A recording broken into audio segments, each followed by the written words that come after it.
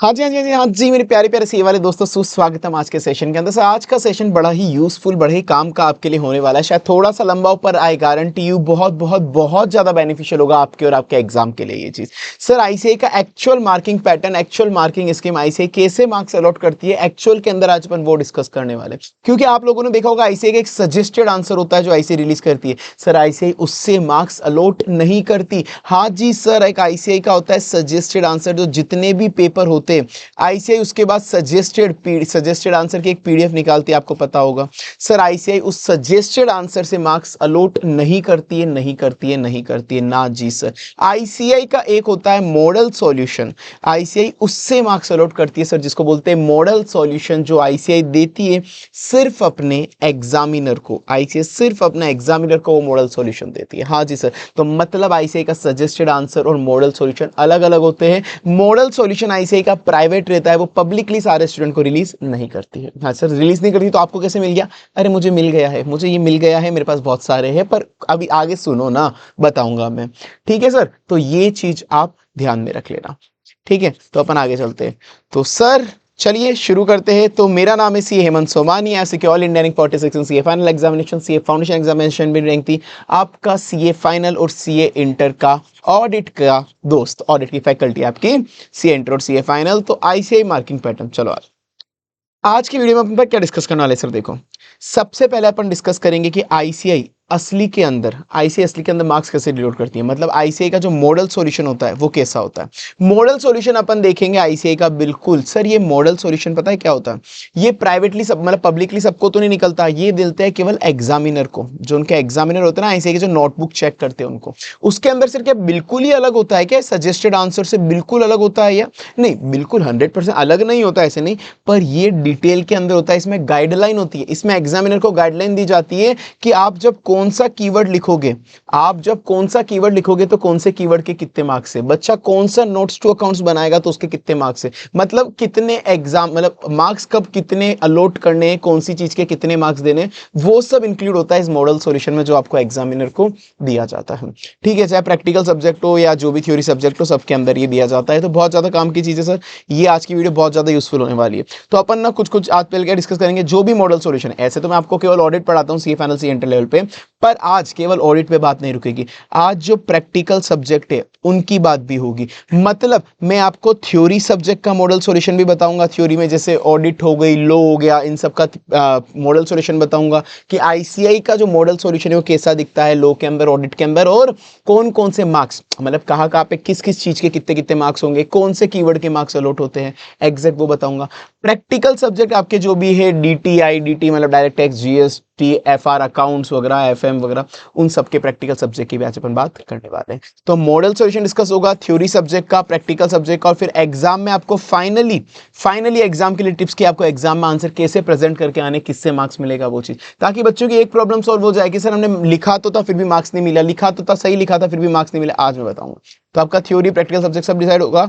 Model solution ICI का examiner पूरा decide होगा। ध्यान रखना, ये जो एग्जैक्ट मॉडल सॉल्यूशन होता है ना, पूरा मॉडल सॉल्यूशन, वो तो कॉन्फिडेंशियल होता है भाई। तो वो एग्जैक्ट डिट्टो में आपके लिए नहीं लाया, वो कि वो जो पीडीएफ जो मेरे पास पड़ा है यहाँ पे फिजिकल कॉपी, वो मैं आपको नहीं दे सकता क्योंकि वो कॉन्फिडेंशियल है। तो उसी मॉडल सॉल्यूशन को मैंने मेरे हिसाब से जमा दिया, मेरे फॉर्मेट में जमा दिया, और आपको मैं वो दिखाऊं। सर आपको कैसे मिला जब कॉन्फिडेंशियल होता है? अरे मिल गया, तुमको भी चाहिए ना, तो एक काम करना, तुम्हारे यहाँ पे तुम्हारी सिटी में जितने भी प्रैक्टिसिंग सीए होंगे, जो सीए प्रैक्टिस कर रहे हैं, उसमें से most of the CA practising CA ना नोटबुक्स चेक करते हैं, तो उनके पास मिल जाएगा, तुम उनसे लिया ना भाई, मैं तो उनसे उठा के लाया हूं, सीधी बात है। ठीक है, तो सर अब आपको क्या पॉइंट कंसीडर करना है एग्जाम में मार्क्स लिखते हुए, एग्जाम के हैक्स, स्टेप वाइज मार्किंग, और साथ में क्या डिफरेंस होता है सजेस्टेड आंसर और मॉडल सॉल्यूशन में, सब अपन डिस्कस करने वाले। ये देखो ये एग्जैक्ट, और कैसे आपको ऑडिट और अदर थ्योरी सब्जेक्ट में कैसे आंसर लिखना है, फाइनल कंक्लूजन, सब अपन आज डिस्कस करेंगे, सब कुछ डिटेल में। ठीक है सर, तो चलो आओ, वीडियो तो लंबी होगी पर बहुत यूजफुल होगी, आ जाइए चलो शुरू करते हैं।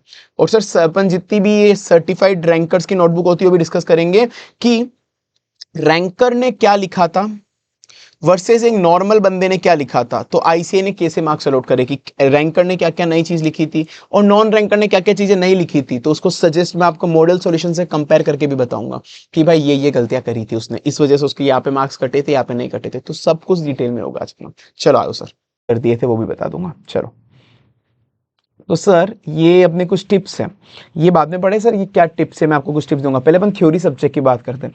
थोड़ा सा जल्दी खींचूंगा, ये पीडीएफ आपको शेयर कर दी जाएगी, ठीक है ना, ये पीडीएफ मैं आपको शेयर करवा दूंगा। सर अब जैसे कभी भी थ्योरी सब्जेक्ट हो, थ्योरी का कोई क्वेश्चन हो, तो अब जैसे ना ये क्वेश्चन है एक ऑडिट का, flow chart technique of internal control system, ठीक है ना।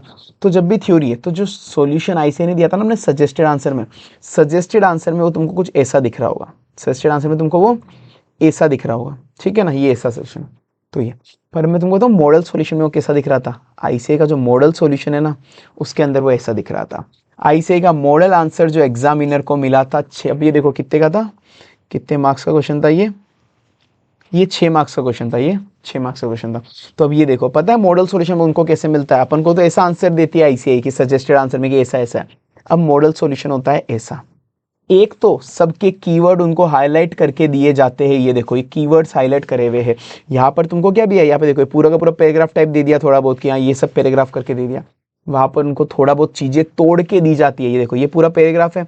अब उसको ये देखो उस पैराग्राफ को इन्होंने पॉइंट में थोड़ा थोड़ा तोड़ा है, तो अगर बच्चे ने ये कीवर्ड मिला तो उसको ये 1 मार्क्स मिलेगा। हाँ ऐसे ही साइड में लिखा हुआ होता है उनके मॉडल सॉल्यूशन में, ये वही है, तो मान के चलो ये वही है, बस मैंने मेरे फॉर्मेट पर डाल दिया है बस। तो अगर तुमने ये पॉइंट लिख दिया तो ये मतलब बाकी की लैंग्वेज तुम तुम्हारे मन से लिख दोगे चलेगा, पर अगर मेन ये लिख दिया कीवर्ड तो इसका 1 मार्क्स। तुमने अगर ये लिख दिया तो इसका 1 मार्क्स, तुमने इसका ये वर्ड लिख दिया तो इसका 1 मार्क्स, ये लिख दिया तो 1 मार्क्स, ये लिख दिया तो 1 मार्क्स। हाँ जी, तो वहां पर पूरा वर्ड उनको हाईलाइटेड होते हैं थोड़ा टुकड़ों में, तभी मैं बोलता हूँ हम क्या कभी भी आंसर तुम इस तरह से पैराग्राफ फॉर्म में मत लिख के आया करो, तभी मैं बोलता हूँ थोड़ा पॉइंटर फॉर्म में तोड़ के आया करो, क्योंकि आईसीआई का मॉडल सॉल्यूशन भी पॉइंटर फॉर्म में तोड़ा हुआ होता है। तो पहला पॉइंट तुम नोट करते जाओ, पहला पॉइंट आंसर हमेशा तोड़ के लिखना है पॉइंटर फॉर्मेट में, पैराग्राफ में नहीं लिखना है, याद से ध्यान रखना। चाहे आईसीआई ने मॉड्यूल में पैराग्राफ में लिखा है पर तुम आंसर में थोड़ा तोड़ तोड़ के आओ, ठीक है ना।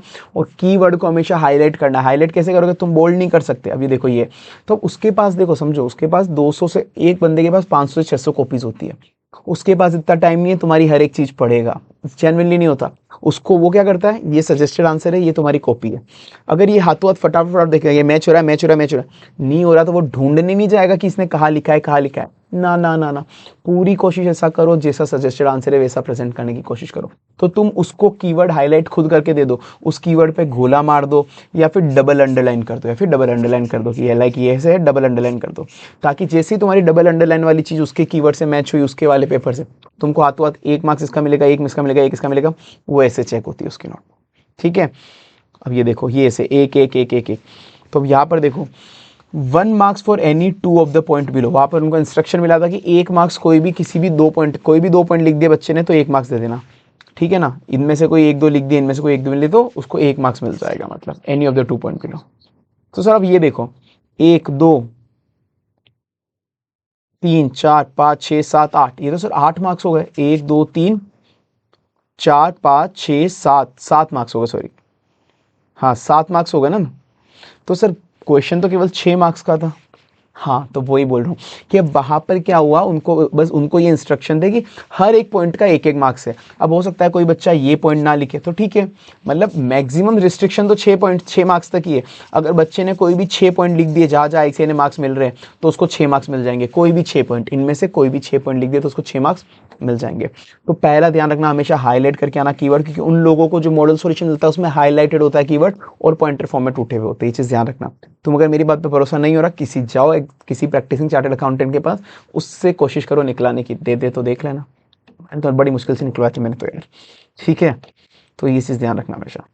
तो अब ये देखो, अब सेम जैसे अब ये क्वेश्चन है, अब तुम्हारे अभी कंपनी तक तो है नहीं, अब मैं हटा देता हूँ कंपनी से वाला क्वेश्चन, तो ठीक है ना। पर अब तुम देखोगे तो यही है कि मतलब एक बार मैं, ठीक है मैं एक बार तुमको बता देता हूँ कि कैसे होता है, तुमको आइडिया लगेगा। अभी सजेस्टेड आंसर में ऐसा दिया हुआ था, कंपनी तक का क्वेश्चन है कोई सेक्शन, अब तो तुम्हारे कोर्स में नहीं है, तो वहाँ पर देखो उसको दिया हुआ था, उसको एग्जामिनर को इंस्ट्रक्शन था ऐसा कि अगर उस बच्चे ने पहले पूरा का पूरा सेक्शन समझाया है तो 1 मार्क्स मिलेगा उसको इस सेक्शन को समझाने का, 1 मार्क्स मिलेगा सेक्शन को समझाने का। फिर उसके बाद अब जो भी उसके कंक्लूजन थे, कंक्लूजन 1 कंक्लूजन 2 कंक्लूजन 3, उनके 1 1 1 1 मार्क्स ऐसे मिलेगा। कुछ बच्चे क्या होते हैं पॉइंट, अब थर्ड पॉइंट याद करना, पहला पॉइंट अपन ने क्या नोट करा, पॉइंटर फॉर्म में तोड़ के आना, सेकंड पॉइंट अपन ने क्या नोट करा, हाईलाइट करके आना आंसर, थर्ड पॉइंट नोट करो, कभी भी डायरेक्ट आंसर मत लिख के आ जाना। कुछ बच्चे क्या करते हैं, उन्होंने डायरेक्ट ये आंसर कि क्वेश्चन जो भी पूछा लेट से, कि क्वेश्चन पूछा कि वो ये कर सकता है क्या, फलाना डिग्रा, तो कुछ बच्चे क्या करते हैं डायरेक्ट आंसर में लिख के आ जाते हैं। ये देखो डायरेक्ट आंसर में वो लिख के आ जाएंगे कि हाँ भाई यहाँ पर वो डिस्क्वालीफाई है, यहाँ पे क्वालिफाई है, यहाँ पर क्या है, वो आंसर लिख के आ जाएंगे। तो डायरेक्ट वो लिख के आए तो तुमको एक मार्क्स मिला, पर तुम्हारा इसका 1 मार्क्स छूट जाएगा। तुमको सेक्शन भी हमेशा एक्सप्लेन करके आने। पॉइंट नंबर 3 नोट करो, कहीं पे लिखते जाओ कि तुमको सेक्शन भी हमेशा नोट करने हैं। मतलब सेक्शन या फिर कोई भी ऐसा क्लोज है, जैसे प्रोफेशनल एथिक्स है उसका क्लोज है, तो क्लोज भी आज से लिखना है। डायरेक्ट ये नहीं कि तुम एक्सप्लेनेशन और कंक्लूजन दे के आ गए, हमेशा उस सेक्शन के भी 1 या 2 मार्क्स मिलेंगे। मतलब ऐसे ही चेंज करती रहती है, कभी 1 मार्क्स मिलेगा, कभी 2 मार्क्स मिलेगा इसका, वो ऐसे ही चेंज करती रहती है। ठीक है, वो हमेशा लिखना है। तो मैंने ये लिखा है कि पहले सबसे पहले रिलेवेंट, अब ये देखो मैं कमेंट लिख दिया कि पहले हमेशा सेक्शन लिखना रिलेवेंट एक्ट का, फिर उसके बाद कोरिलेट करना कि जो ऊपर वाला सेक्शन है उसको कोरिलेट करना तुम्हारे आंसर से, जो भी केस सिनेरियो, मतलब जो भी क्वेश्चन है ना, गिवन केस में कुछ क्वेश्चन होगा तो इस सेक्शन को तुम्हारे गिवन केस का जो क्वेश्चन है उसको कोरिलेट करके कुछ एनालिसिस लिखो, एनालिसिस और गिवन केस लिख दो, फिर उसके बाद तुम्हारे कंक्लूजन्स पे आना। ठीक है, ये पॉइंट ध्यान रखना हमेशा। उसके बाद प्रोफेशनल एथिक्स का जो क्वेश्चन है सर, अब ये प्रोफेशनल एथिक्स का क्वेश्चन है। कुछ बच्चे क्या करते हैं प्रोफेशनल एथिक्स में डायरेक्ट कंक्लूजन लिख के आ जाते हैं कि CA इज गिल्टी और not guilty as per whatever the act, वो लिख के आ जाते हैं। तो भाई ये देखो इसका 1 या 2 मार्क्स, मतलब क्वेश्चन टू क्वेश्चन डिपेंड करता है हमेशा। उनको होता है कि हमेशा उनको तुमको फिर 1 या 2 मार्क्स ही मिलेगा। अब ये देखो तुमको सबसे पहले क्लोज को एक्सप्लेन करना पड़ेगा, सबसे पहले क्लोज को एक्सप्लेन करना पड़ेगा कि कौन से क्लोज को, एज पर द क्लोज 10, पहले क्लोज क्या बोलता है, वो क्लोज शेड्यूल, वो उसके 1 या 2 मार्क्स मिलेंगे। मतलब वो डिफर होगा क्वेश्चन टू क्वेश्चन, ऐसे जो भी देगा।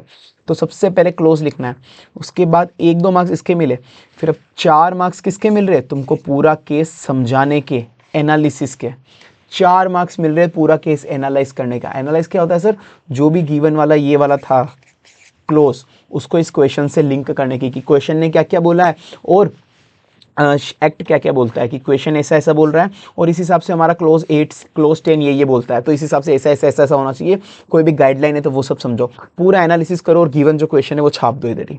तो उसके 4 मार्क्स मिल रहे हैं। तो तुम देखो 4 मार्क्स ये, 1-2 मार्क्स ये, तुम 5 मार्क्स तो यूँ ही छोड़ रहे हो, मतलब 4-5 मार्क्स तो यूँ छोड़ रहे हो, और ये तुम केवल 1 मार्क्स लेके जा रहे हो। मतलब या तो ये 4 मार्क्स मिलते हैं या इसके 3 मार्क्स मिलते हैं, मतलब वो क्वेश्चन टू क्वेश्चन डिपेंड करता है। ठीक है ना, 3 और 4 मार्क्स मिलते हैं जनरली। तो तुम भाई साहब तुम केवल अगर आंसर लिख के आए कंक्लूजन, तो तुमको 1-2 मार्क्स मिलेंगे 5-6 नंबर के क्वेश्चन में। तो ये तुमको ध्यान रखना है। और बस बाकी हाँ मेन पॉइंट यही था। अब अगर कभी कोई आंसर पॉइंटर फॉर्मेट में, जहाँ पे ICAI ने खुद ने भी आंसर पॉइंट फॉर्म में दिया हुआ है, तो जनरली ऐसा करती है ICAI, बताती है उनको, ऊपर हेडिंग में दे देती है उनको, जो एग्जामिनर है उनको इंस्ट्रक्शन होता है कि 1 मार्क्स मिलेगा फॉर ईच पॉइंट। कि अगर बच्चे ने, जनरली मैंने आपको बहुत बार बोला है कि 5 मार्क्स का क्वेश्चन है, अगर 5 मार्क्स का क्वेश्चन है तो आपको कोई भी 5 पॉइंट लिख के आ जाना, कोई भी 5 पॉइंट, सारे के सारे पॉइंट लिखने की जरूरत नहीं होती। पढ़ने सारे, क्योंकि MCQ कहीं से भी आ सकता है, पर सारे पॉइंट लिखने की आपको जरूरत नहीं होती है। ठीक है ना, आप केवल 5 पॉइंट कोई भी लिख के आ सकते हो। ठीक है, और आपको क्योंकि वो आप उनको इंस्ट्रक्शन होता है कि 1 मार्क्स मिलेगा ईच पॉइंट के लिए। तो अब ये देखो उनको एक तो हाईलाइटेड दी हुई होती है चीज़ें कि अगर आपने ये वर्ड्स यूज ले लिए तो आपको 1-1 मार्क्स मिलता जाएगा, 1 2 3 4 5 6। पर हाँ, जितना भी मैक्सिमम क्वेश्चन 5 मार्क्स का, तो 5 कोई भी 5 पॉइंट लिखोगे 5 मार्क्स मिल जाएंगे। ऐसे तुमको ध्यान रखना। तो सर ये हो गया एक थ्योरी का ओवरव्यू। अब हाँ, बच्चे पूछेंगे सर ये वाला एक कहाँ से मिलेंगे, ये मैं बोल रहा हूँ नहीं, मैं तुमको PDF प्रोवाइड करा दूंगा, मैं तो टेलीग्राम चैनल पे या फिर PW की ऐप पे, टेलीग्राम चैनल वगैरह पे तुमको मैं ये प्रोवाइड करा दूंगा, ऐप पे जो भी। ठीक है, तो तुम उसको और डिटेल में देख सकते हो। अब फिर अपन आते हैं प्रैक्टिकल्स पे। ये जो मैं है ये टिप्स में बाद में समझा दूंगा मेनली। अब देखो कोई अकाउंट से FR का क्वेश्चन है, जैसे consolidated financial question, consolidated financial statement का 15 मार्क्स का क्वेश्चन है। ठीक है, ये 15 मार्क्स का क्वेश्चन आया था, तो इसके अंदर तुमको CFS की पूरी बैलेंस शीट बनानी थी। ठीक है, बच्चे क्या करते हैं, बैलेंस शीट बना के आ गए। भाई साहब अब तुम देखो, पहले तो ये बैलेंस शीट है, 15 मार्क्स का क्वेश्चन है, 6 से 8 मार्क्स तो बैलेंस शीट के होते हैं। ठीक है, जनरली 6 से 8 मार्क्स बैलेंस शीट के होते हैं। पर अब ये देखो, वर्किंग नोट अगर तुम नहीं बना के आए तो वर्किंग नोट के मार्क्स कटेंगे। 1 मार्क्स इस वर्किंग नोट का मिलेगा, 1 मार्क्स इस वर्किंग नोट का मिलेगा, 1 मार्क्स इस वर्किंग नोट का, 1 मार्क्स इस वर्किंग नोट का। तो सर वर्किंग नोट बनाना भी इक्वल 2 मार्क्स, 3 मार्क्स, 4 मार्क्स, इतने। तो ये देखो इतने मार्क्स तो वर्किंग नोट के मिल रहे हैं। अगर तुम पूरा बैलेंस शीट सही से भी बना के आ गए और तुमने वर्किंग नोट नहीं बनाया तो तुम्हारे मार्क्स कट जाएंगे। ये पॉइंट नोट करो। पॉइंट नंबर 4 या 5 अपन अभी पॉइंट करें, हमेशा वर्किंग नोट्स बना के ही बना के आने। ये पॉइंट नोट करते जाओ। तुम्हारे 4 पॉइंट क्या था, 4 या 5 पॉइंट, ये जो भी, कि तुमको वर्किंग नोट हमेशा हर क्वेश्चन में बना के आने, और कोशिश करना जो ICAI ने अपने स्टडी मटेरियल में वर्किंग नोट बनाए वो कि वही वर्किंग नोट बनाने, क्योंकि उनको इंस्ट्रक्शन होता है कि ये वर्किंग नोट का 1 मार्क्स मिलेगा, ये वर्किंग नोट का 1। अब जैसे कंसोलिडेशन का क्वेश्चन है तो तुमको परचेज कंसीडरेशन कितनी होगी उसका वर्किंग नोट बनाना है। भाई जरूरी नहीं बिल्कुल एग्जैक्ट ऐसा बना दो, बस उनको मार्क्स था कि अगर ये येलो वाला फिगर, अगर ये वाला फिगर मैच हो गया तो 1 मार्क्स दे देना, पर बस ये एक वर्किंग नोट कुछ भी बना देना और एक फाइनल आंसर मैच करा देना इस वर्किंग नोट का। अब तुमको नेटवर्थ निकालनी है तो नेटवर्थ का अगर तुमने 825 निकाल दी तो 1 मार्क्स मिलेगा, ठीक है। सेम इसमें गुडविल का एक वर्किंग नोट बन रहा है, गुडविल निकालने का। फिर तुमको पीपी का कोई एडजस्टमेंट है ऊपर, पीपी का एडजस्टमेंट है उसका मिलेगा। पोस्ट एक्विजिशन प्री एक्विजिशन का जो अपन को रिजर्व वगैरह होते हैं वो सब एनसीआई को कितना मिलेगा और ए लिमिटेड को कितना मिलेगा, उसके 2 मार्क्स मिलेंगे। रिटेन अर्निंग तुमको जो निकालनी, रिटेन अर्निंग का कोई ऊपर एडजस्टमेंट है उसका 1 मार्क्स मिलेगा। डेफर्ड कंसिडरेशन निकालने का 1 मार्क्स मिलेगा। तुम देखो ये वर्किंग नोट्स के भी तुमको मार्क्स मिले, जो स्टडी मटेरियल में जो एग्जैक्ट वर्किंग नोट्स है वो बना के आने की कोशिश करना।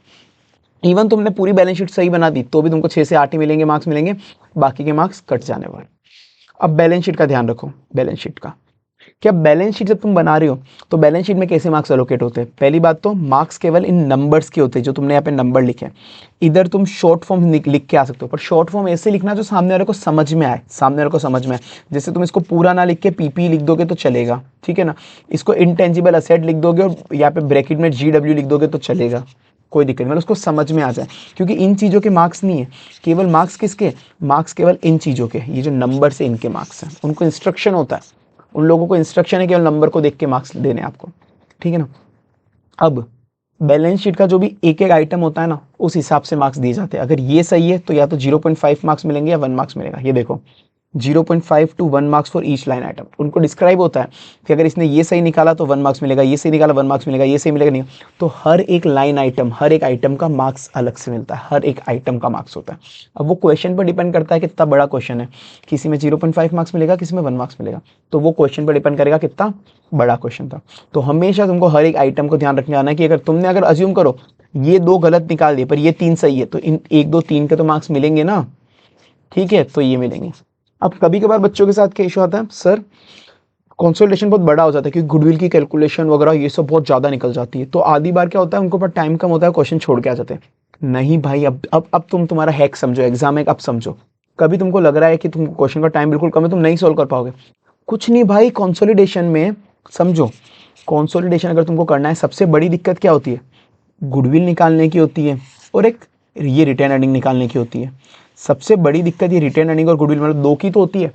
एक काम करो, इनको मत निकाल के आओ अगर तुम्हारा टाइम नहीं है तो बाकी अगर पीपी कैसे निकालनी होती है, पीपी कैसे निकालते हो तुम, A प्लस बी, काम खत्म, A की बैलेंस शीट और B की बैलेंस शीट जोड़ देते हो और कुछ छोटा मोटा एडजस्टमेंट तो वो कर लेते हो।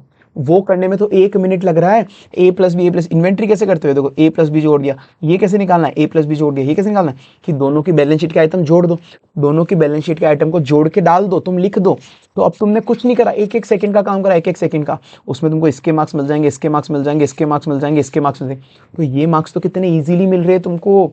कोशिश तो ये करने की सारा ही बना के आना है, पर तुमको लग रहा है टाइम कम है तो ठीक है, गुडविल मत निकाल के आओ, ये मत निकाल के आओ, तो बाकी के फिगर तो फटाफट से लिख के आ जाओ। जोड़ना ही तो कैलकुलेटर लेके जोड़ते हैं ना, तुमको जोड़ना है, कोई दिमाग तो लगाना नहीं है। A प्लस बी की बैलेंस शीट दोनों को जोड़ के एक बना के आ जाओ बैलेंस शीट, काम खत्म। तो जो जो तुम्हारे आंसर सही होंगे उसके तो स्टेप वाइज मार्किंग मिल जाएगी तुमको। और वर्किंग नोट बना के आ जाओ, थोड़े बहुत वर्किंग नोट बना के आ जाओ। ये देखो कि वर्किंग नोट, परचेज कंसिडरेशन का वर्किंग नोट बना सको तो ये बना लेना। नेटवर्थ का अगर तुम मतलब उस वक्त डिपेंड करेगा, ऐसे तो बनाने से आ रहे पर टाइम कम है तो जो जो इजी वर्किंग नोट है वो बना के आ जाओ। गुडविल का नहीं बना सकते, ठीक है, नेटवर्थ बना के आ जाओ। परचेज कंसिडरेशन कितनी है वो तो बता सकते हो ना, पेमेंट प्लस कैश प्लस कितनी इक्विटी दी, इजीली इसका 1 मार्क्स मिल जाएगा। ऐसे एक एक करके जो जो वर्किंग नोट फटाफट दिमाग में आ रहे, पीपी का वर्किंग नोट बना के आ जाओ, A plus be balance sheet minus जो भी एडजस्टमेंट है वो कर लो। तो उन सबके 1 1 मार्क्स तुमको मिलते जाएंगे, ऐसे फ्री के मार्क्स मिल रहे हैं भाई, अगर तुम्हारे पास टाइम नहीं है तो, क्योंकि स्टेप वाइज मार्किंग चल रही है, समझे। वर्किंग नोट हमेशा बनाना है और हर एक चीज के स्पेसिफिक आइटम्स के मार्क्स होंगे यहाँ पर, ठीक है। तो चाहे कुछ नहीं आ रहा हो तो भी जितना आता है उतना बना के आओ तो मार्क्स मिलेंगे। डन सर, ये समझ में आ गया हमको। नोट करते हैं ना जो पॉइंट बोल रहा हूँ। ये देखो बैलेंस शीट के केवल 6 से 8 मार्क्स होते हैं, वर्किंग नोट बना के ही आने, हमेशा वर्किंग नोट बहुत ज्यादा इंपॉर्टेंट होते हैं, ठीक है ना।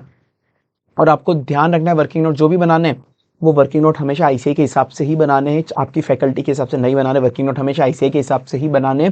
आपको बता दूं मैं चीज़, जो एग्जाम कॉपी चेक करने वाले हैं वो उतने कंपिटेंट नहीं होते, माना वो चार्टेड अकाउंटेंट है पर वो 15-15 साल पुराने चार्टेड अकाउंटेंट है, उनको कुछ याद नहीं है पढ़ाई का।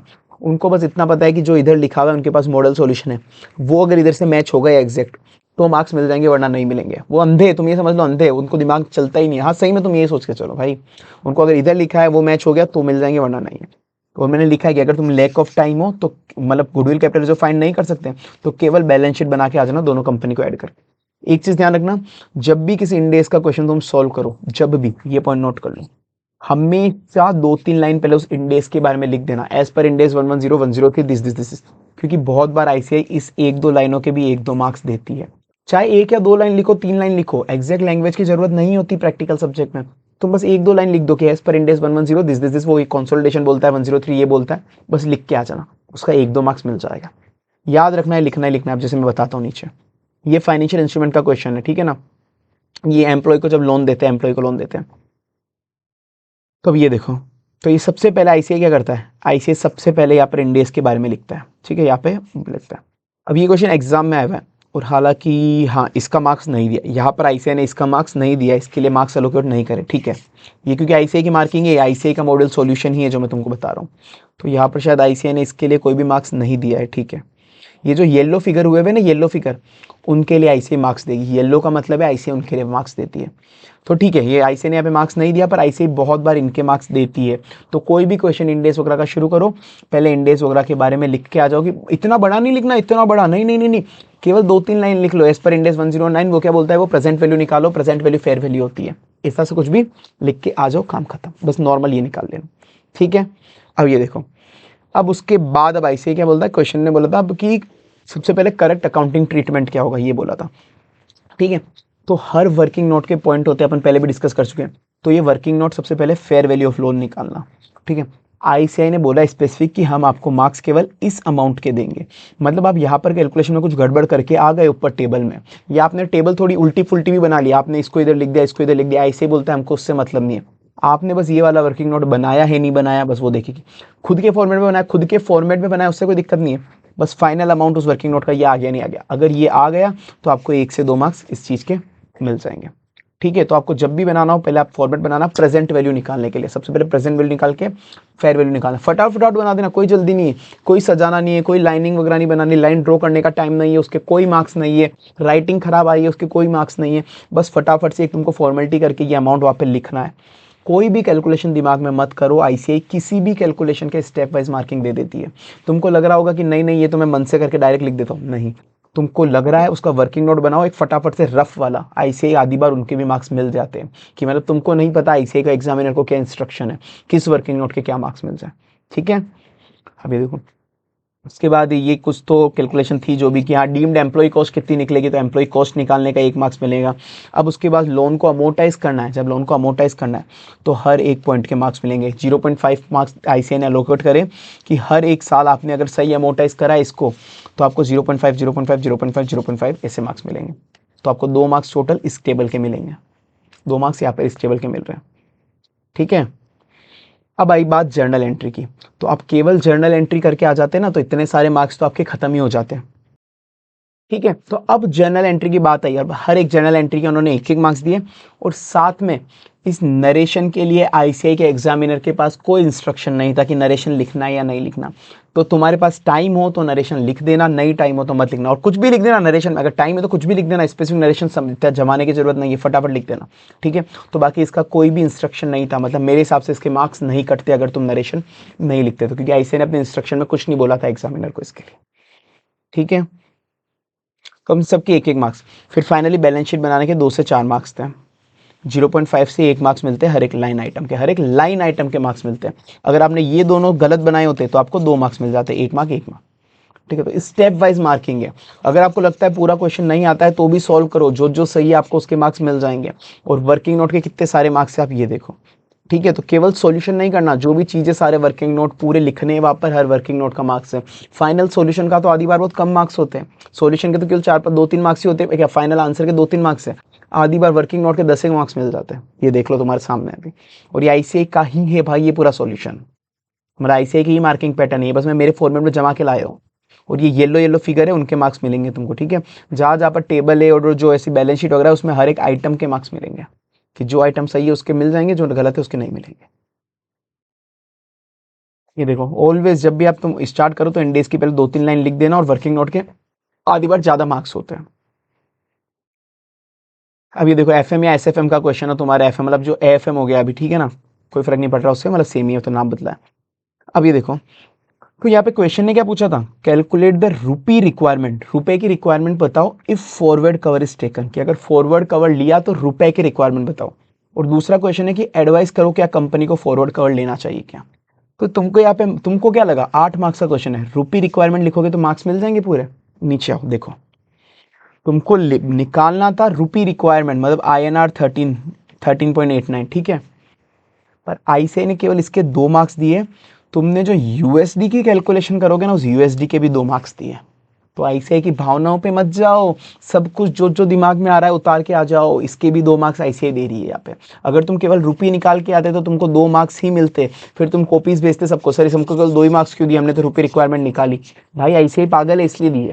माना उसने केवल तुमसे रुपी रिक्वायरमेंट पूछी है, पर तुम्हारे जो जो तुम कैलकुलेशन कर रहे हो वहाँ पे लिख के आओ, वहाँ पे लिख के आओ। और जो भी तुम्हारा फाइनल आंसर है न्यूमेरिकल सब्जेक्ट में, उसको गोला मार के आओ, सही में पूरा गोला मार के आओ। उसको तुमको दिखाना है उस अंधे को, एग्जामिनर को कॉपी चेक करते वक्त, अब भाई ये देख ले तू, ये मैंने आंसर निकाला है, देख ले भाई तू देख ले। जहाँ जहाँ तुमको वर्किंग नोट निकाल रहे हो, तुमको लग रहा है ये अमाउंट इंपॉर्टेंट है, तुमने निकाला है, चाहे ICAI ने नहीं पूछा है, गोला मार लो कि भाई ये देख मैंने ये भी निकाला है, मैंने ये भी निकाला। और फाइनल आंसर को तो खास करके गोला मार के आना कि भाई ये देख मैंने निकाल दिया। तो उसको अगर अंधे को दिख गया कि अच्छा इसने ये निकाला तुमने ये निकाला, तो मार्क्स, मतलब मॉडल सॉल्यूशन में ये तुमने भी वही निकाला, मार्क्स फिर मिल जाएंगे। क्योंकि मैं बोल रहा हूँ सुबह 500 से 600 कॉपियाँ होती है, मैंने कॉपी चेक होते हुए देखिए भाई, यू फटाफट होती है, मैच हो रहा है मैच हो रहा है, ढूंढते नहीं है कि कहाँ निकाला है कहाँ निकाला है, जल्दी जल्दी होती है सब कुछ वहाँ पे भाई, बहुत खराब चलता है हाल ऐसे।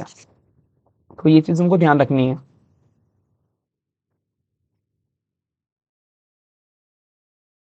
ठीक है, तो अब ये देख लो, तुमने शायद रुपये रिक्वायरमेंट पूछा, फिर भी तुमको प्रिंसिपल अमाउंट ये यूएसडी में भी निकालना और ये भी निकालना है, जो भी तुमने कैलकुलेशन करी। फिर एडवाइस करो क्या कंपनी को फॉरवर्ड कवर लेना चाहिए, अब ये भी 4 मार्क्स का क्वेश्चन है। तो एडवाइस में तुमको थ्योरी लिखनी चाहिए थी, ये देखो, yes the company should take the forward cover, इसका केवल 1 मार्क्स मिलता। अगर तुम केवल एडवाइस डायरेक्ट करके आ जाते ना, इसका 1 मार्क मिलता 4 मार्क्स में से। तुमको पूरी कैलकुलेशन दिखानी थी कि पहले तुमने ये कैलकुलेशन करी, फिर तुमने कुछ यहाँ पे ये लिखा जो भी आईसीआई ने लिखा है, the company should take the forward cover, क्योंकि ऐसा ऐसा हुआ, स्पॉट रेट ये, इसका 1 मार्क्स मिला। फिर उसके बाद 1 मार्क्स मिला, ये कोई तो रेट निकाली, अभी मैं इतने नहीं जाऊँगा, मतलब तो मतलब जो भी कैलकुलेशन करी तुमने, ठीक है ना, वो पूरी कैलकुलेशन लिख के आते तुम, तो 1 2 3 4 ऐसे 1 मार्क्स मिलता। बाकी आईसीआई ने पूछा क्या था, पूछा तो केवल ये था कि whether the company should take forward cover. Hmm, तो वहाँ पे तुम अगर डायरेक्ट आंसर लिख के आ जाते yes company should take forward cover, इसका 1 ही मार्क्स मिलता। तो पूरी कैलकुलेशन एक्सप्लेन करके आनी है, सबके स्टेप वाइज मार्क मिलेंगे तुम्हें।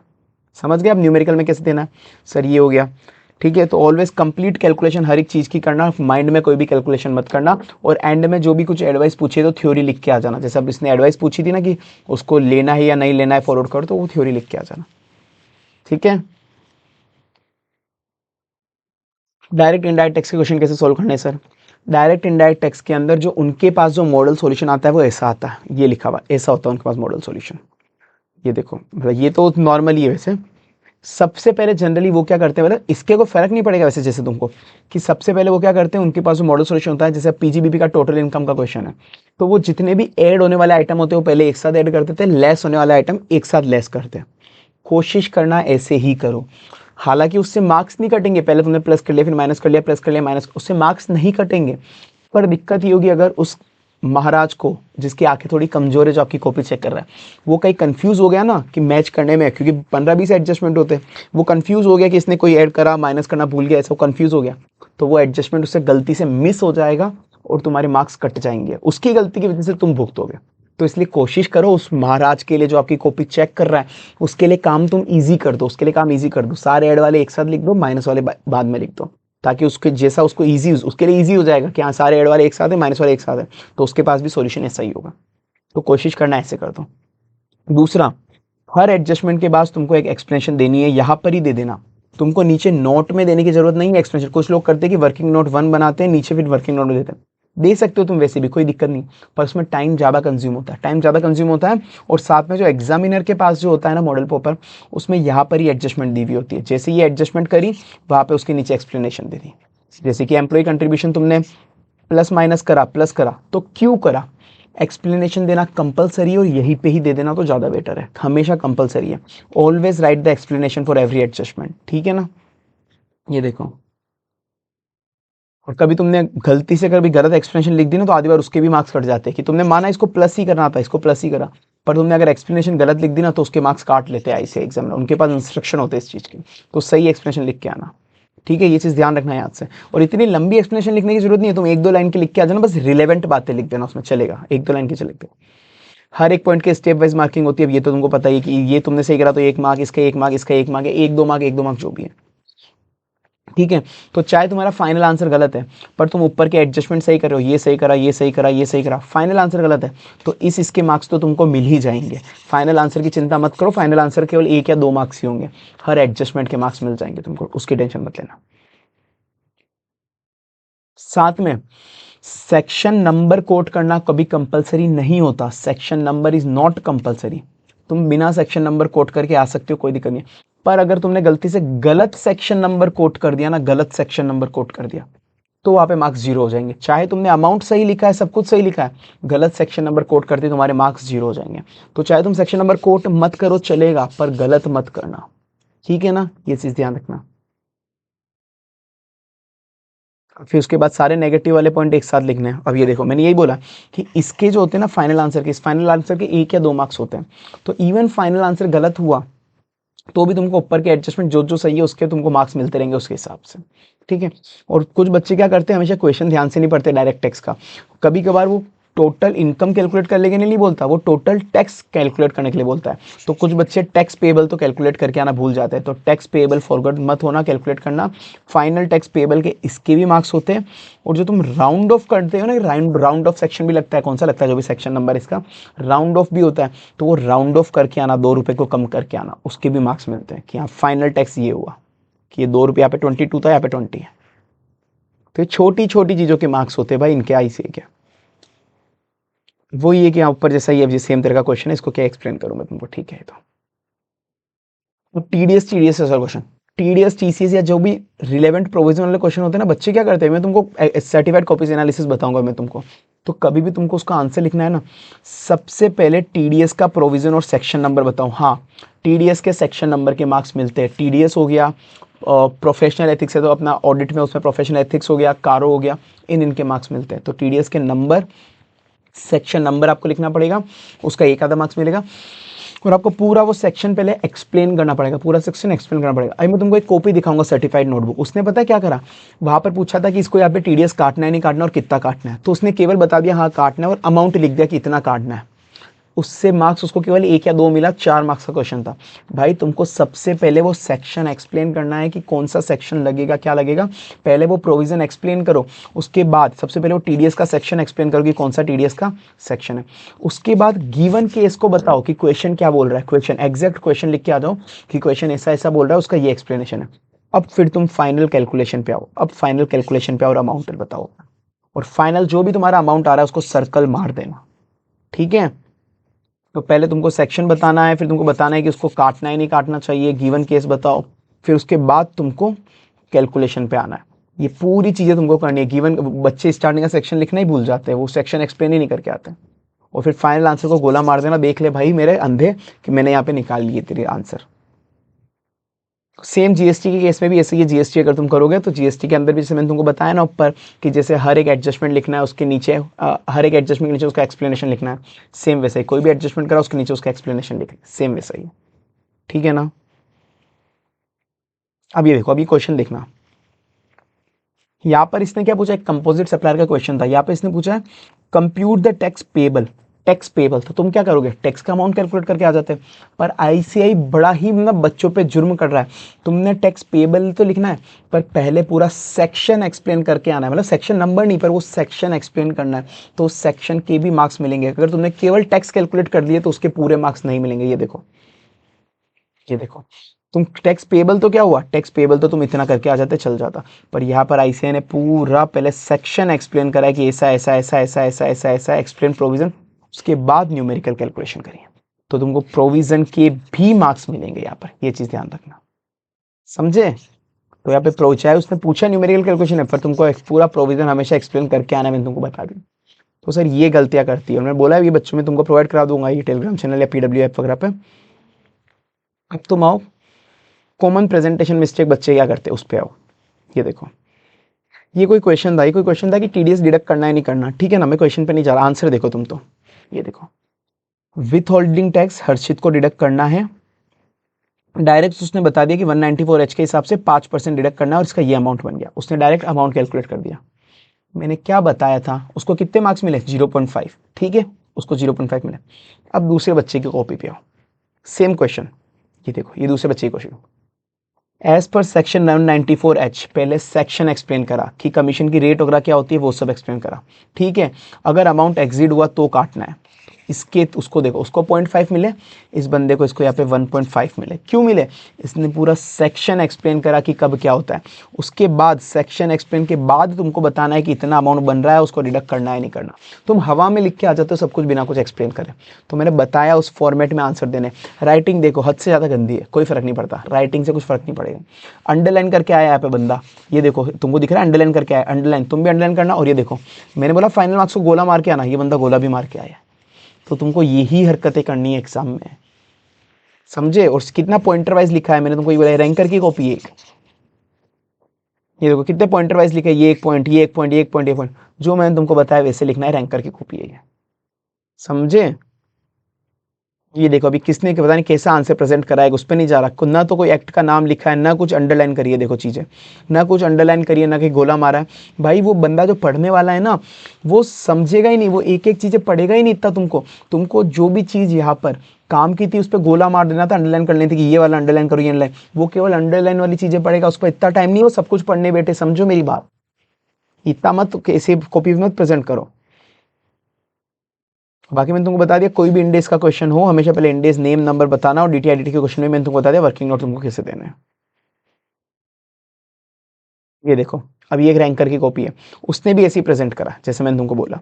पहले सारे आइटम ऐड करे हुए, फिर हर एक सेक्शन के नीचे उसने पहले अपना एक्सप्लेनेशन लिखा, इतना बड़ा नहीं लिखो तो भी चलेगा। ये देखो सेम जैसे मैंने तुमको बताया वैसे वगैरह अपन ने। तो उसके बाद मार्क्स मिलते हैं भाई। अब ये तो कोई एडजस्टमेंट गलत हो गया इस वजह से 0 मिलेगा, तो गलती हो गया तो उसका क्या करेगा कोई इंसान। फिर साथ में मैंने कहा कि stop doing calculation in mind. क्यों सर, अब ये देखो किस प्राइस पे शेयर बायबैक करना था और नंबर ऑफ शेयर कितने खरीदने थे और ईपीएस पे क्या इंपैक्ट पड़ेगा। ठीक है, अब ये देखो ये एक बच्चे की कॉपी है, ये इस बच्चे की कॉपी है। तो इस बच्चे ने निकाला यहाँ पर, इसको कितने मार्क्स मिले, 3 और 1 4 मार्क्स मिले, 3 और 1 4 मार्क्स मिले। इसने ये निकाला, ये निकाल दिया, ये निकाल दिया। ठीक है, इसने आंसर सही निकाला है यहाँ पर, इसने यहाँ पे आंसर सही निकाला, इसको 3 मार्क्स मिले और इसका 1 मार्क्स मिला, 4 मार्क्स मिले। तो जो जो क्वेश्चन ने पूछा था, ये देखो इसका 26, उसको क्या पहला क्वेश्चन क्या था, ये देखो नंबर ऑफ शेयर, नहीं प्राइस एट विच शेयर, कितने प्राइस पे बाय करने और कितने नंबर ऑफ शेयर बाय करने और ईपीएस पे क्या इंपैक्ट है। प्राइस, नंबर और ईपीएस पे इंपैक्ट। इसने प्राइस बिल्कुल सही निकाली है, ठीक है, नंबर ऑफ शेयर बिल्कुल सही निकाला। यहाँ पे इसका गलत हो गया होगा जो भी है, ठीक है वो चलेगा, पर ये ठीक है, इसने ये निकाला। इसने कोई वर्किंग नोट नहीं बनाया। ये एक बच्चे की कॉपी है जिसको 3 नंबर और 1 नंबर इसके मिले। अब दूसरे नंबर पे आओ जिसको पूरे के पूरे 8 मार्क्स मिले। क्यों मिले सर, ये देखो कैलकुलेशन देखो तुम, पूरी की पूरी कैलकुलेशन मिली, तो इसके 3 मार्क्स मिले, इसको मिले, ठीक है उसको भी मिले थे। अब ये इसका यहाँ पर देखो, अब ये नंबर ऑफ शेयर ये इसके मिले। फिर उसके बाद वहाँ पर उसको केवल 1 मार्क्स जो यहाँ पर मिला था, इसको यहाँ पर पूरे मार्क्स मिले। क्यों मिले सर, मैंने बोला stop doing calculation is mind. वहाँ पर निकालना क्या था लास्ट क्वेश्चन, कि इम्पैक्ट क्या होगा बायबैक का ईपीएस पे, ईपीएस पे क्या इम्पैक्ट होगा, केवल इतना बताना था। तो फाइनल आंसर क्या होता है, ईपीएस पे क्या इम्पैक्ट होगा उसका, ईपीएस पे क्या इम्पैक्ट होगा उसका, फाइनल आंसर ये होना था। ठीक है, तो मतलब उसका 1 मार्क्स मिला। पर नहीं सर, आपको पहले पुराना वाला ईपीएस कितना है, नंबर ऑफ शेयर कितना है वो भी निकालने थे, नंबर ऑफ शेयर आउटस्टैंडिंग कितने होंगे बायबैक के बाद, फिर उसके बाद पर शेयर की वैल्यू क्या होगी वो भी निकालना था, फिर उसके बाद ईपीएस का इम्पैक्ट बताओ। तो निकालना, आईसीआई ने बोला था केवल ये निकालना है, पर इसका केवल 1 ही मार्क्स दिया इस निकालने का। उसके पहले की जो कैलकुलेशन है इसके देखो, इसका 1 मार्क्स दिया, इसके 2 मार्क्स दिया, समझे। तो ये सारा तुमको ये इस तरह से कोई भी कैलकुलेशन दिमाग में नहीं करनी, तुमको सब लिख के आना, ऐसे किसी के भी मार्क्स दे देगा। ये तो सर्टिफाइड नोटबुक से, तुम बोलोगे सर पहले मैं बता रहा था जब तुम मान नहीं रहते सजेस्टेड आंसर से, ये तो सर्टिफाइड कॉपी से, जो सर्टिफाइड कॉपीज में मार्क्स मिले। तो भाई ऐसे ही एलोकेट होते हैं हमेशा मार्क्स, तभी तो मैंने आपको वो सर्टिफाइड नोटबुक्स बताई, मतलब वो भी सर्टिफाइड नोटबुक और मॉडल सोल्यूशन बताया। ठीक है, अब एक बार मैं तुमको कुछ एग्जाम टिप्स जो सब मैंने बता दिए, वैसे एक बार मैं समराइज करके कुछ बता देता हूँ वापस से फाइनली, कि सर तुमको किन किन चीज़ों का ध्यान रखना है। फटाफट समराइज कर लेता हूँ, ज़्यादा टाइम नहीं लूँगा। जो भी आंसर तुम बताओ पैराग्राफ में मत लिखना, पॉइंटर फॉर्मेट में ही लिखना। मैंने तुमको बता दिया सर्टिफाइड नोटबुक के साथ साथ बताया मैंने तुमको, ठीक है ना। हर एक आंसर को फाइनली उसको हाईलाइट करके आना है, तो उसको सर्कल मार के आना, डबल अंडरलाइन करके आना, ठीक है। कोई भी नया क्वेश्चन आए तो उसको हमेशा नए पेज से शुरू करके आओ। भाई तुम्हारे रुपए नहीं लग रहे नोटबुक के, कोई भी नया क्वेश्चन उसको नए पेज से करो ताकि गलती से वो क्वेश्चन मिस ना हो जाए। तुमने अगर साथ साथ घुसा दिया ना उस क्वेश्चन को, वो गलती से क्वेश्चन मिस हो जाएगा, वो बंदा चेक नहीं कर पाएगा, उसको पता ही नहीं पड़ेगा। तो उसको अच्छे से नए क्वेश्चन को हिट करके आओ कि भाई देख मैंने नया क्वेश्चन शुरू कर दिया, उसको पता पड़े। थ्योरी सब्जेक्ट में केवल हेड पॉइंट और कीवर्ड याद करने की जरूरत है। मैंने तुमको बता दिया ना, जो उसके पास मॉडल सॉल्यूशन आता है उसमें कीवर्ड हाईलाइटेड होते हैं, तो तुमको केवल कीवर्ड लिखने के मार्क्स मिल जाएंगे। सेक्शन नंबर के कोई मार्क्स नहीं होते, पर प्रोफेशनल एथिक्स के क्लोज नंबर के मार्क्स होते हैं, ठीक है। इस पर मत जाओ भी, ठीक है। मैंने बोला कि कितने पॉइंट याद करने, मैक्सिमम किसी भी सब्जेक्ट के केवल 6 से 8 पॉइंट याद करने, मतलब 6 भी ज़्यादा लिख दिया, 5 से 6 पॉइंट याद करने, मैक्सिमम 5 मार्क्स ही होते हैं एक क्वेश्चन के, ठीक है। और 1 पॉइंट का 1 मार्क्स मिल जाता है, तो तुमको इतना ही लिखना, बाकी बर्डन में मत आना, इतना याद मत करना। पर हाँ, पढ़ना सारे पॉइंट, क्योंकि एमसीक्यू में कोई भी पॉइंट पूछ सकता है। और बाकी कुछ टिप्स है कि हमेशा जो ना क्वेश्चन करो, वो क्वेश्चन नंबर 1 हमेशा कंपलसरी होता है। तो तुम्हारे पास जो 15 मिनट मिले ना क्वेश्चन पढ़ने के, कॉपी पढ़ने के, तो 15 मिनट के अंदर क्वेश्चन नंबर 1 मत पढ़ना, वो तो क्योंकि बाद में पढ़ना ही पढ़ना है, वो तो कंपलसरी, वो तो पढ़ना ही पड़ेगा। तुम पहले के बाकी क्वेश्चन सारे पढ़ो और उसमें से देखो कौन सा स्किप करना है वो पढ़ो। और हमेशा मैं क्या करता था, मैं रिवर्स ऑर्डर के अंदर क्वेश्चन हमेशा शुरू करता था, रिवर्स ऑर्डर के अंदर। उससे क्या फायदा होता था, क्योंकि फर्स्ट क्वेश्चन हमेशा ट्रिकी होता है, जनरली मैंने हर बार यही ऑब्जर्व करा है। सर देखो मेरे ना ऑल इंडिया रैंक्स आई हुई है, साथ में मेरे हमारे टाइम पे 8 पेपर्स होते थे, 8 पेपर में से मेरे 7 पेपर्स में एग्जाम्शन है। सर एक किस में नहीं आई, वो एक एसएमपी होता है गंदा सा पेपर, उसमें नहीं आई थी। मैं पढ़ के गया था प्रैक्टिकल, आईसीए ने पूछ लिया थ्योरी, इसलिए नहीं आई भाई, और तो कुछ नहीं, ठीक है। तो मैंने कुछ तो करा होगा ना, वो चीज़ फॉलो कर लो तुम अगर हो सके तो। रिवर्स ऑर्डर में क्वेश्चन पढ़ना, जब भी क्वेश्चन पेपर आए 6 नंबर से 6 क्वेश्चन से शुरू करना, कंपेरेटिवली वो ईजी होता है, जनरली मेरा ऑब्जर्वेशन है ये। हर आंसर लिखते हुए प्रॉपर स्पेसिंग दो, तुम्हारी कॉपी नहीं है, आराम से जगह दे के लिखो ताकि सामने वाले को समझ में आए। चाहे तुम्हारी राइटिंग गंदी है तो जगह दे के एक दो लाइनें छोड़ छोड़ के लिखो। जो भी कैलकुलेशन तुम्हें इंपॉर्टेंट लग रही है उसको सर्कल करो, मैंने बोला बहुत बार। कोई भी आंसर जब तक कट मत करना, जब तक तुम्हें लग रहा है कोई आंसर गलत हो गया, तुम नया कर रहे हो, उस आंसर को जब तक कट मत करो जब तक तुम नया पहले सॉल्व नहीं कर लो। पता चला तुमने नया सॉल्व नहीं कर पाया, टाइम हो गया और पुराना वाला भी काट दिया, कम से कम पुराना वाले के 1-2 मार्क्स तो मिल जाएंगे। लाइन टेबल वगैरह की कोई ज़रूरत नहीं होती, मैंने बता दिया। लाइन टेबल बनाने की इच्छा हो तो बनाओ, वरना मत बनाओ। यही सब प्रैक्टिकल सब्जेक्ट में भी लगभग सेम ही टिप्स है जो मैंने आपको भी बता दी ऑलरेडी। सब कुछ सेम ही पॉइंट है, बस हाँ यही है कि कभी भी कोई भी कैलकुलेशन माइंड में मत करो, सब वहाँ पर लिख के आओ। मैंने क्योंकि बता दिया तुमको, क्योंकि हर एक कोई भी कैलकुलेशन के ऐसे ही कुछ भी मार्क्स दे देती है आदि। और जो भी तुम अगर टैक्सेशन के क्वेश्चन सॉल्व कर रहे हो तो पहले थ्योरी याद रख के सेक्शन वाली थ्योरी पूरी लिखना, उसके बाद फाइनल कंक्लूजन के अंदर आना, ठीक है। वर्किंग नोट के आधी बार ज़्यादा मार्क्स होते हैं, तो वर्किंग नोट बनाना और कोशिश करना आईसीआई के फॉर्मेट के हिसाब से बनाओ। इंडेज का क्वेश्चन है तो स्टार्टिंग के 2-3 लाइन इंडेज के लिखना, वर्किंग नोट अच्छे से बना के लाना। और पहले वो क्वेश्चन करो जिसमें तुम पहले बहुत ज़्यादा कॉन्फिडेंट हो, ठीक है, ताकि तुम्हारे एक बार पासिंग मार्क्स तय हो जाए, उसके बाद बाकी क्वेश्चन से खेलो। डन सर, तो अपने मेन ये सारे हो गए, ये मैं आपको पीडीएफ शेयर करवा दूंगा, ठीक है। आई होप वीडियो पसंद आई होगी, बाकी तो हम चलो tata bye bye, see you.